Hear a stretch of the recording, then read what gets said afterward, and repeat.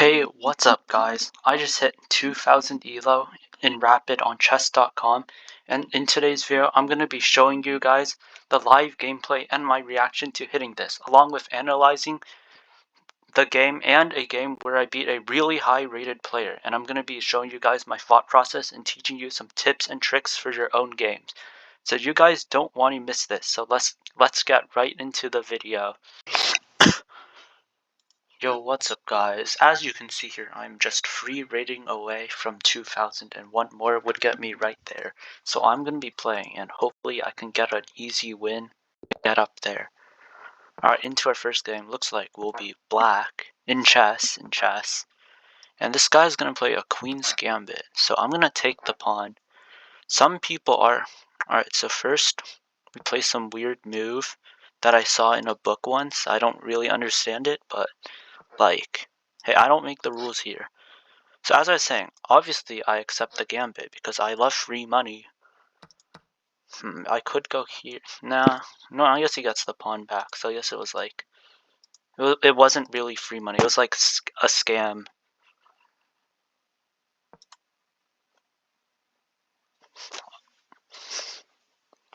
So yeah, as I was saying, okay, so this guy's trying to instantly win my rook, which is would be pretty unfortunate if that happened in the first like 7 moves. So let's not do that first of all. So I think we can actually kick this guy out, but I could also attack his pawn. You know, maybe he'll... Oh, he could just castle here and then pin my pawn. No, then I do that, blah, blah, blah. So as I was saying, if this guy will let me speak, maybe he'll spend like 5 minutes on this move to allow me to explain. Obviously, I take the free pawn. You know, some people argue that, you know, positioning is more important than material than just one pawn, so it's worth the sacrifice. But personally, I would suck dick for a free pawn, so yeah, obviously we take the free money. Speaking of free money, this guy's knight is quite annoying, so let's, you know, kick him out. I love kicking horses in chess and in real life. One of my favorite things to do in chess. So we're gonna go up here with our knight to control these squares. Maybe hop in, give him a funny check. I have no idea what that does. Maybe he's scared of his king getting... Oh, he wants to push his f pawn, probably. I could go here, but that does nothing, so I'm not gonna go there. Could go here, which actually does something, puts pressure on this pawn. Obviously, I don't honestly know why he'd go there. Now he can't really develop. Oh, yeah, because f3 or 4, wherever he desires. F3. So honestly, this bishop is not very good, and his bishop is good. So if I trade it off, that would be a net positive for me. So I'm going to attempt to trade this off if he'll let me. Maybe get my other rook in the game. Also, whenever you have like 2 pieces, I'm giving you guys pro tips out here so you can be just like me and have a mediocre rating after no lifing. Whenever you... is this worth it? If I go here... Boom! His rook is open, but this pawn's stalled. Or if he takes with the knight. Honestly, bro, I'm just gonna put my rook here. So what I was saying, whenever you have 2 pieces here, you gotta watch out to make sure no pawns can fork them. Now, it's always bad. Always see people hanging that. It's kind of painful to watch. So I'm just looking out for you guys here. For my pro advice, I'm gonna go back here because I like my bishop. Oh yeah, another pro tip for you guys is to chomp on those hanging pieces like you're playing Pac-Man. Usually, you know, at your guys' level, it's like around like 100 rating, I guess. You know, your opponents will like throw you free pieces like their queen, their rooks, their knights, their bishops. Sometimes even they'll hang their king every now and then if they're feeling generous. What you want to do is you want to chomp on those hang pieces, take every single one, then you should be in a decent position. So I'm going to go here. If he takes the pawn, I just do this, and not with the rook, but honestly, bro, you can have my pawn. Because here, then I go here, and then boom, attack on knight. Not an Attack on Titan reference. I have never watched that. So yeah, as of right now, if I went here, if I took the knight, he would be doubled, and his rook would be looking at a rock, because this cannot move, so... Hopefully, he played the Queen's Gambit, and I'm playing the Dumbass Gambit. Not to be confused with, I'm pretty sure there was like a gambit called the Dumas Gambit or something. Dumas. Oh, he has, bishop. I'm just gonna go here. Surely it can't be a bad move, but what I was thinking is, here, takes, or takes with knight, and then boom, I'm up a pawn. Well, technically he got my pawn, so it's not really up a pawn. But hey, why not? Oh, I forgot he could do that. Wait, I get his rook. What is this guy doing, bro? There's no way, I just got his rook. Oh, that's even better. So let's do some basic math with Honchkrow ABC. Let's see, you take the rook, we're 5 points, and then he takes this, we're 3 points, and then you gotta save your bishop. That's just a random square, by the way, obviously you don't put it there. Then he saves his bishop, you take 5, he takes 3, so that's a +2 advantage. But if I take this, it's +3, then let's say he takes back, then I take this, and it's +3, and +3 is better than +2. Give me your bishop! Then imagine it's just like the worst blunder ever. I don't see anything, so like, yeah, obviously. I don't know why he would trade when he's already down. Lord Gothamchess tells everybody that if you're down material, if you're up material, you want to like trade everything out so your pieces like shine. Like if there's less pieces, first of all, your piece like advantage will be much more apparent. Like it's how let's say they're like okay, wait, so like, yeah. Brilliant explanation by me, totally made sense. Also, there's less counterplay. Like, if your opponent has a lot of pieces, they could do something like make a really big attack on your king, or use their few pieces to coordinate an attack and to win one of your pieces back, or fork or something. So this guy's trying to pull a Diddy, as we call it. That's what us future 2000 ELO players call it, diddying, when you try to take your opponent's pawns with your rooks. There are other forms of diddying, but this is the chess one. Honestly, I don't want this guy to get on my 7th rank, so let's just touch him. Sorry, move rook to the 2nd rank so he can't get there. So we're gonna stack our rooks like, a turkey stack 'em lunchly from Mr. Beast. Featuring drippy cheese. Alright, so he's actually trying to back rank mate us, so we're gonna let him do it. Psych! We're gonna make an escape pod for my king, like with some air in it. So he thinks I'm hanging my knight. Honestly, I probably would, but... So this invites this, but honestly, I don't care. Actually, I do kind of care. So if I just go here, that'd be quite funny. So I'm gonna do that. Wait, oh, he resigned. I guess he was bored of me talking, so just like that, guys, we're 2000 ELO. We are officially super pro. We're like Skibbity Among Us God.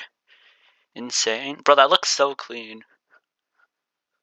With like the numbers starting with the 2, just like Magnus Carlsen, except he's 3000 on chess.com. Yeah, as you can see here, we're super pro, all-time best. Don't question this insane rating graph. I'm totally not using stockfish, guys, as you can see by the 100% evidence of my very good commentary.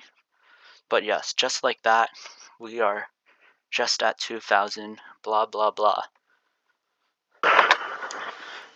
Hey guys, so I'm going to be analyzing the game that I just played that got me to 2000 rating. It was pretty much a straightforward win, because he just kind of let me win because he was feeling extra nice, but there are still some important things we can learn from this game, so let's get right into it. So immediately he plays d4. Personally, I like playing against e4 or c4 better. I don't like d4, so I just go d5. Then he plays the Queen's Gambit. Honestly, this opening is really annoying for me, because like, when you take the pawn, it's not really a free pawn, because they get like either a positional advantage or they'll like win it back. It kind of pisses me off how you can just dangle this in front of my face and I can't do anything about it. I used to lose against this a lot, but now until I started playing this accepted variation. Even like the idea of this, like sure you get a pawn in the beginning, but they can win it back if they really want. But this just gives you, in my like experience, it just gives you more space than rather so you do this, then they can just do this, like. So yeah, in this position, when I used to play, the Queen's Gambit declined. I often found myself like getting easily suffocated by the enemy pieces, like they could just play that, and it feels like my pieces can't really do anything here. They're like all stuffed together. Well, he has this nice center and then all this pressure, and yeah, I used to lose a lot, but now I play the Queen's Gambit accepted, which gives me a lot more control even if I don't get to keep the pawn. But yeah, so basically, as I was saying, this is a book move. I saw this move once, and it's apparently the best, so I just played this without thinking. Obviously, I guess the pawn would not be very strong. And also, if they take, thinking they're getting the pawn, you can like disable them, may keep the pawn after. Oh, by disable, okay, so that's not good news, but like basically, you trade queen, so they, first of all, they can't castle, and I guess like, these pawns are very weak, especially this one. You could just like play this, get the pawn, likely maybe get this one too, but anyways, yeah. So he just did this, another book move here. Then apparently this is a miss.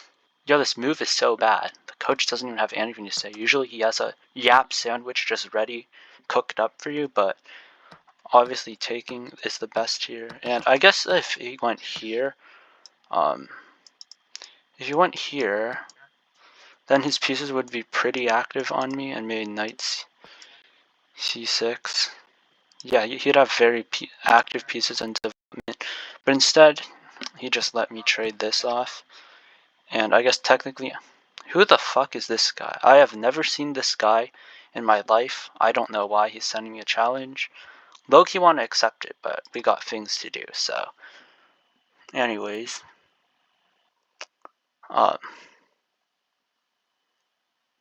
Yeah, so. Okay, that guy just completely took me off my thought. So what I'm saying here is I'm up this pawn. I can use this when he uses the time to get back, but yeah, so I just move my bishop here, attacking this knight, tries to win my rook, and this is actually a mistake, sliding the bishop back. It's actually better to do this, develop a knight while defending, because I guess like, since obviously your goal is to kick it, as you saw in game, I kicked it, but if you kick it now, obviously you can't do this. He can do this and take my rook. So if I go here and then kick, like, he's gone, but I only have one piece developed. But if I go here, then kick, I'll have two pieces developed, same thing. But instead I just move my bishop. Yikes. Could have had two pieces developed, but decided, bit of a mistake from me. In my defense, bro, someone told me knights on the rim was like dim or something, so. Anyways, go here, he takes the pawn, which is a mistake. Apparently putting more pressure on this square would have been better, maybe do that. But yeah, instead, apparently I was deliberating kicking the knight out, but I thought developing this knight would be good. I guess this is still a threat if I had to guess. But yeah, Stockfish said it was there, but this is actually an accuracy. It blocks off this nice bishop diagonal with the knight. Don't know why he wouldn't just develop it first, may threaten a pawn, but I just castle. And as I was saying, this knight move is very powerful. These two squares are critical for the position, but I decided to keep my king safe. A bit too slow, I guess. But he just allows me. Alright, so first we kick his knight out, then it allows me to place my knight in this godly square once again. Here's where he makes his king h1. You don't really see this. I don't really think it's worth moving the king, I guess, to like just for that. But yeah, that's what he does. And as I was saying, I want to trade these bishops off because, like, in this position when I want to trade off, like, this bishop doesn't have really good squares to go to, and like this one does nothing, and it obviously at spawn it won't do anything. It's not like I can fianchetto it because I got this bishop. And yeah, so basically Stockfish wanted me to do this immediately with the idea that if trades, and I have this nice open file, and after I move my rook here with the idea of doing this, I guess after I take it here, it's still an open file, but I could have just saved a move by doing it earlier without having to move my rook here. Same thing, but whatever. Good is good. Then this is inaccuracy now, I'm guessing, because I guess Stockfish wanted me to place my knight here, then it runs back, and then all of a sudden I can place my knight here, and I guess I trade this bishop off, because bishops are generally better than knights in endgame. Let's see what this guy says. E2, preventing this too, and yeah, I guess good knight control, you know. But I just do this, and apparently Stockfish does want me to trade off, but he goes back, and then this square is good. Stockfish wants me to put it there. Honestly, I saw this too, threatening this, maybe threatening to win a pawn. But I just move my rook here. Good principles to always move your rooks in the very open center files. That's a very good principle. And he goes here. This is what I was saying. And okay, first of all, excellent moves are basically as good as the best move, so not really much of a difference. But I just move it like further back instead of forward, even though it's the same diagonal, because this just looks safer. Okay, so he moves his bishop here, strong place to connect the rooks and attack this pawn. Very nice move.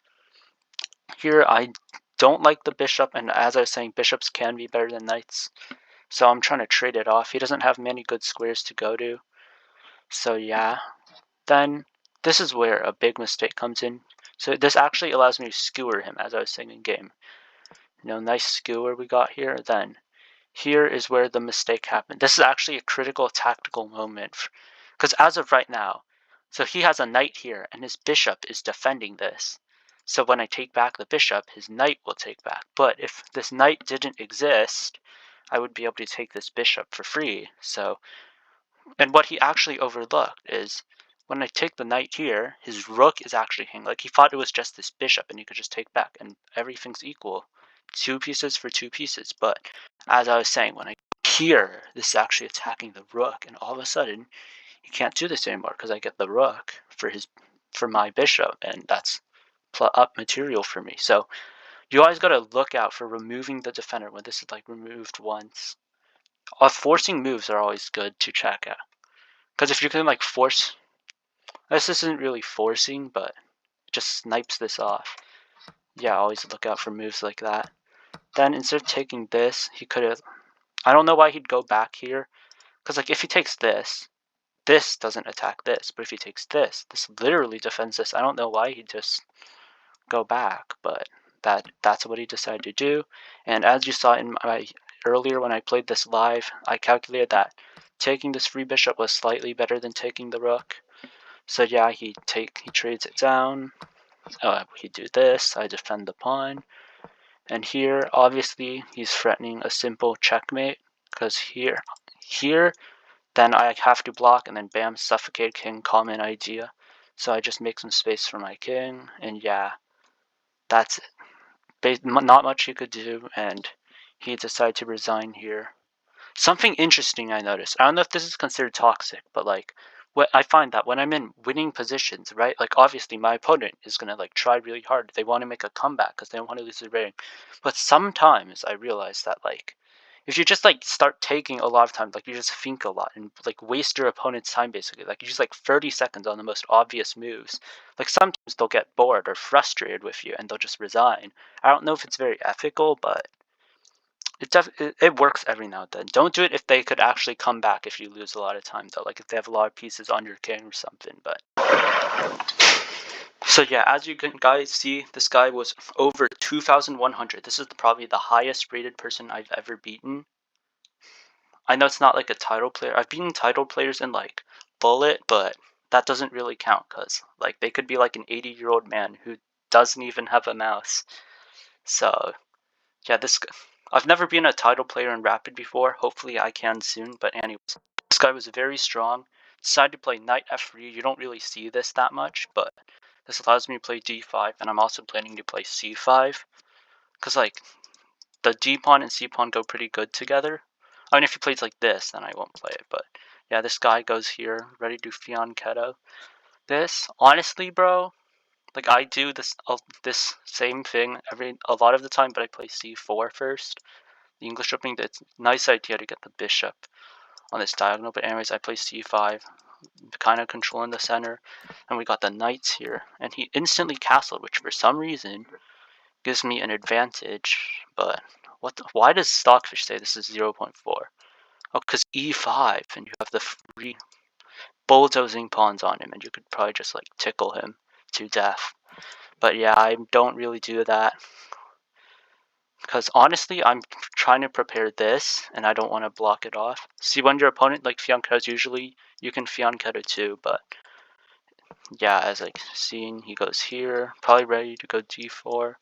Not yet, obviously, but like in the future, he has those ideas.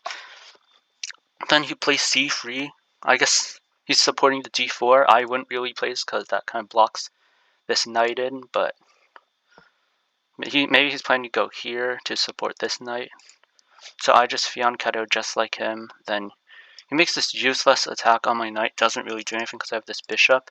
And I instantly kick him out. He can't go back here and keep this pin here. Oh yeah, he's like trying to pin it, so when I move, there's a pin. But I just kick him, and since he made this Fianchetto, he can't really go back because I trapped, so he just has to trade it off. Then, yeah. Honestly, I think this knight... Oh, this bishop is actually kind of bad, because, like, it can't really do anything on this side, on the king side of the map, because these pawns are already blocking the way. So I guess it was the best move to just trade it off. Then I take back, obviously. And as seen, he supports the knight a bit more. Personally, I'd like... Honestly, I don't really know what else you could do, but usually when I have a knight here, I try to like get it out of the way so my bishop has this long diagonal. But yeah, here I was getting kind of jealous that his bishop like controls this entire thing, so I was like, I want one of my own. So I go here, he goes queen here. Pretty interesting move, but going here would have been better because then I'm friending some discoveries and I'm supporting this knight even more. And I do recognize it's better, but I went here. Because like here, I was like, I just played g6, so like it would be kind of a waste if I didn't play it. But sometimes you just have to cut your losses. But here, I just did this to get the diagonal. Whatever, not the end of the world, it's still pretty equal. But anyways, yeah, he goes pawn here. Not kind of a threat, I guess. Not really, because this gets opened up. But not that big, so I just castle. And he does exactly that. He pushes his pawn. I guess he wants to prevent me from going d4 because it's quite strong right now. But yeah, I move my knight here because what I want to do is I just want to like... Yeah, this wasn't a good play, I guess. But I didn't really like how this knight was blocking this pawn, and there were no other squares, so I just wanted to stuff it in his face. His knight isn't the greatest either, so I'm kind of just... Oh, shoot. I just spoiled the game. But let's pretend that didn't happen. Where was I? Somewhere here. Yeah, here. So yeah. His knights aren't the greatest here, so trading him off allows him to just get the bad knights off and trade it. And like, so one of my ideas here is, since I have this bishop here, right? Good old bishop, and I can always go here, and like very open, and my bishop is happy because it has this nice diagonal. But if I go here, he just swipes my bishop, and I don't want that to happen. So obviously I'm planning to play my queen, usually do this spot, because like I could go here, sometimes it's better, but I kind of don't like how they can just go here, then threaten to like trade the queen off, but I guess it'd be good in this because I have the rook, blah. So anyways, yeah. So I could have done this immediately to defend the bishop, I guess. But I moved my bishop back because I guess it's just an improving move because this pawn was pretty weak. And I was afraid he might go here, but I was just going back ahead of time. But yeah, anyways, he does that. And I could have taken with this to like not really force a trade. Like his bishop is arguably better here. But honestly, I didn't like how if I went here, you can just move his knight, and then this is just pinned. So I didn't see why I did it. Plus, I kind of like... Oh yeah, also here, if he just never takes, I have this weird stub of a pawn. But like right here, I have the d pawn and c pawn next to each other. Honestly, I like this position. Stockfish says it isn't good, but whatever. Then he moves his queen back here, which is a mistake. Guess putting more pressure with the knight would be better. I guess I could go like rook here, queen here. I go rook here, even though once again queen here is better for some reason. Oh, defending the pawn and like, yeah, and the bishop. So he goes here. I finally go queen here, getting ready to attack this diagonal, and apparently going here and creating a battery to threaten some pawns would be better, but not too different. He goes here, maybe prevent ideas of preventing c4, even though I could still play it, but I had no intention of doing it, even though it would be better. So I move my rook here, you know, get my rooks to support my strong pawns here, so I can maybe push them. Yeah, so he just plays this random move. I don't know what it does either, so I just push here with this brick. So first of all, I can trade this down. I don't like his bishop. Not gonna lie, my bishop's pretty good too, but they'll probably get traded off anyways, so yeah. He takes it off. Also, I'm trying to like get these strong pawns ahead. Maybe even take this to put pressure on the knight, reveal this open file. But yeah, obviously I take back the pawn. And my idea was if he takes, I can do this and boom, opened up. And then bam, bam, then place some rooks here, and this should be pretty good for me, which is why he couldn't allow that to happen. Places knight here, very strong knight position. Then I take the pawn here, open up this. If he trades, I'll have the open file. And yeah, and also this bishop kind of looking down, breathing down his neck. Then he trades back, takes back. Then here, I place my bishop here. It's very strong, can't really get knocked off on the king, honestly, defending this pawn, and guess it can always go back to safety. And the only thing that can knock this bishop off is like obviously rooks and queens can't really take it because they're worth more. Then no pawns are here to take it, so the only way he'd be able to theoretically get this off is moving a knight all the way around, and I could just move it back too because this bishop's much better. But yeah, he goes here. I guess he's upset about my bishop and just wants to like attack it. So I move my queen here because I see why not pin the rook here to the queen, restrict his movement. I guess there were better moves. I could have taken the open file with this. Oh, another thing I wanted to do with this move was threaten to just give him some good old checks, maybe, and then, like, yeah, I'm basically infiltrating him, and his king is very prone to attacks, and I could get my other rook here and, like, maybe, like, attack. Then he goes here, rook here, kind of a mistake. I guess he wanted to lift the pin off and also offer a trade, because I guess a trade would definitely benefit him here, because right now my pieces are really active, and, like, my pieces are active, and if he trades my pieces off, and they can't be active anymore, so it's just kind of a dead draw, I guess, which is kind of better for him because I'm arguably better here. So I park my queen here, very good, putting pressure here, and also secretly threatening this to take this pawn because it's pinned. Obviously, this guy probably sees it because he's not stupid, so he blocks this to ensure that if I go here, he can just take. Because, yeah. Honestly, wait, could you do this? No, you can't do that. I was thinking maybe here. Then he just blocks. Okay, so that's why you don't sack your queen if you don't know. So, anyways, the problem, yeah, going here would have been better. No, because, like, obviously dislodges the pin, and this pawn is adequately defended. But going back here allows me to make this knight a target. Like, I have 3 pieces attacking. He only got 1 defender, bro. So, yeah. So what he should have done is, once again, he's just moved the king, cut his losses, may lose a pawn, but he's not that bad. He can still defend, kinda. Maybe he still has a chance. Maybe this pawn would be weak, but he did this, which just allows me... Oh yeah, I missed a move here. See if you can find it, but it's taking with the rook. Wait, is it? Let's see what it is. Oh, what? So, what the hell does this do? Let's see. Let's stockfish because he has 3,000 more ring than me. So,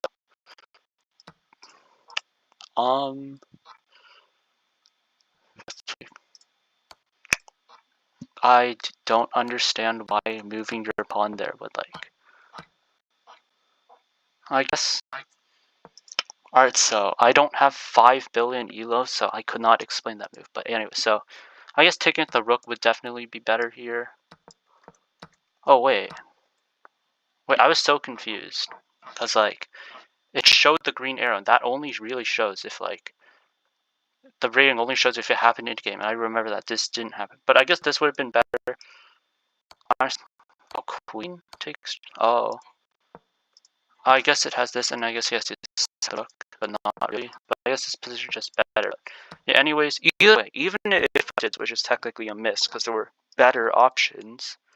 So what he missed here, honestly, I missed this too. I thought I was just dead winning because he had to take back, but this bishop is actually pinned to the rook, and I can't like go back and save it because they're on different squares. So what he could do is just like save this pin and just take it back at any time. So he missed this where he just does this and the attack fizzles out because this pawn it doesn't pin anymore.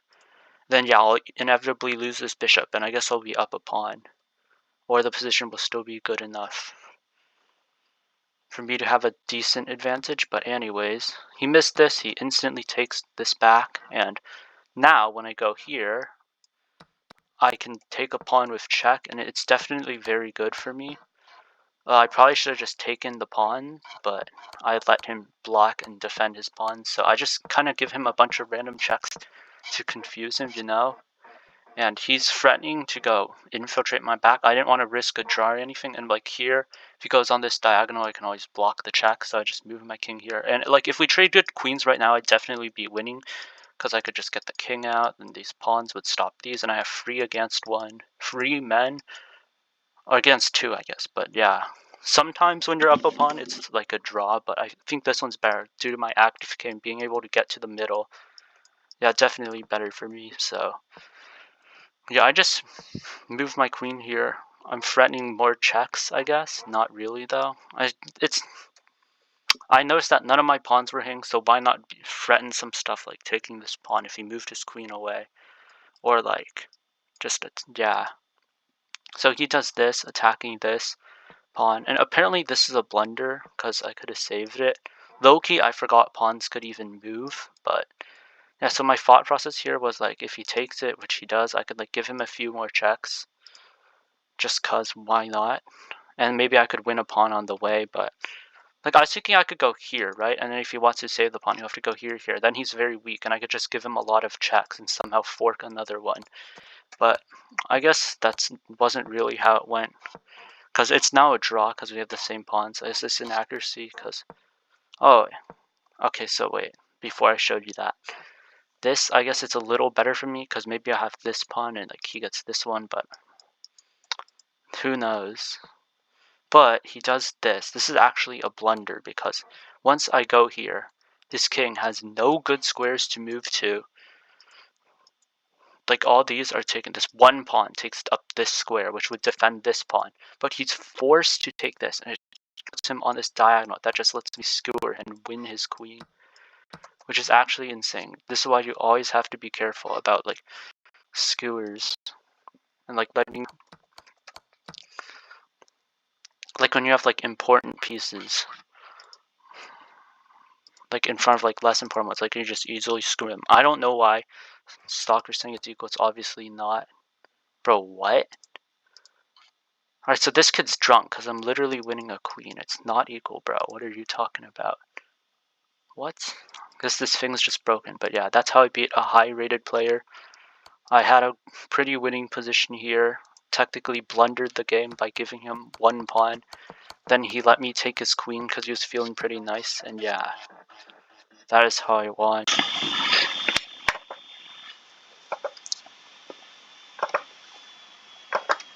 Anyways guys, that's all I have for this video. Thanks for watching and goodbye.